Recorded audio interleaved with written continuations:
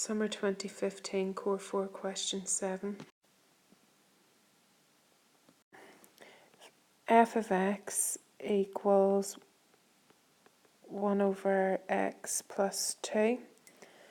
It's important to know what the graph of 1 over x looks like.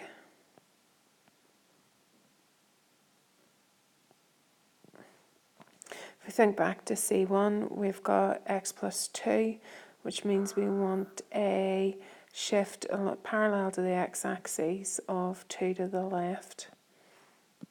We have to be careful here with our domain. X is greater than minus 2.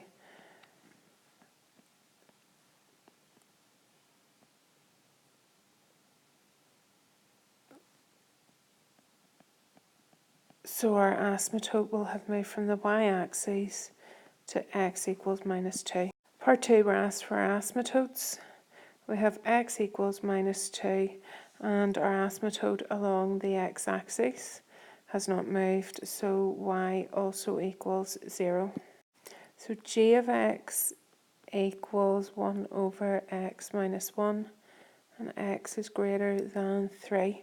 So I'm going to start by looking at the critical value of g of 3, which will be 1 over 3 minus 1, which is a half.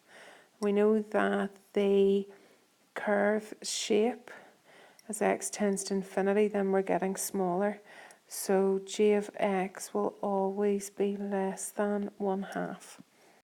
And it will never cross the x-axis, so it will also always be greater than 0. F of g is f of 1 over x minus 1. And f was 1 over x plus 2.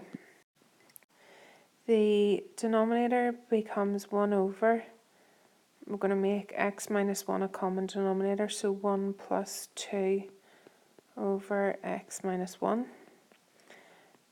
X minus 1, and then if we're dividing, and on the bottom we have 1 plus 2x minus 2. So that gives us x minus 1 all over 2x minus 1. To find the inverse function, I'm going to let y equal x minus 1 over 2x minus 1, and I want to change the subject of this to become x equals. So the first thing I'm going to do is multiply both sides by 2x minus 1.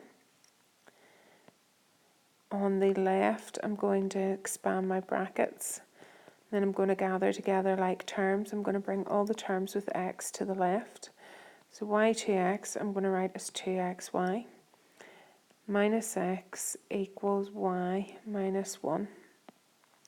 Factorising the left-hand side, we have x upon 2y minus 1 equals y minus 1. So x equals y minus 1 all over 2y minus 1. Means that the inverse function f of g of x is x minus 1 over 2x minus 1. So we have a self-inverse.